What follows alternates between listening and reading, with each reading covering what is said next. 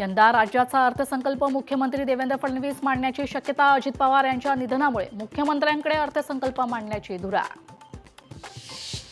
अजित पवारांच्या निधनानंतर राष्ट्रीय अध्यक्षपद रिक्त. येत्या 15 दिवसात राष्ट्रवादीच्या राष्ट्रीय कार्यकारिणी बैठकीची शक्यता. बैठकीत पक्षाच्या नेतृत्वासंदर्भात निर्णय होणार असल्याची माहिती.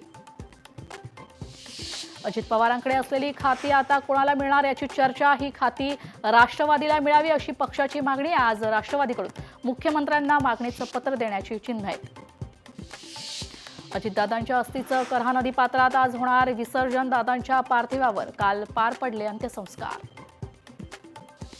2 महिन्यांपूर्वी बारामतीतील अजित पवारांच्या घराजवळ जादूटोण्याचा प्रकार. अजित पवारांच्या विमान निधनानंतर जादूटोण्याच्या प्रकाराची पुन्हा होतीये चर्चा.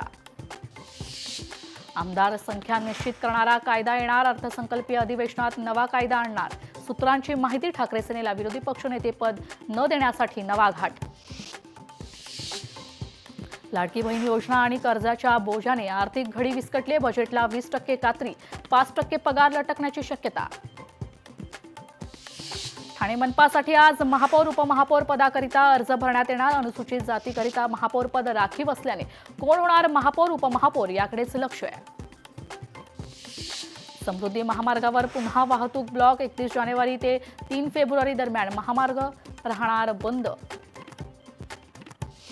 पश्चिम रेल्वे मार्गावरील लोकलच्या फेऱ्या 1 फेब्रुवारीपासून वाढणार. एकूण फेऱ्यांच्या संख्या 1410 इतक्या होणार. श्रीनगर विमानतळाच्या रनवेवरून बर्फ हटवून विमानसेवा पूर्ववत. बर्फवृष्टीमुळे खंडित झालेली विमानसेवा 2 दिवसांनंतर पुन्हा सुरू.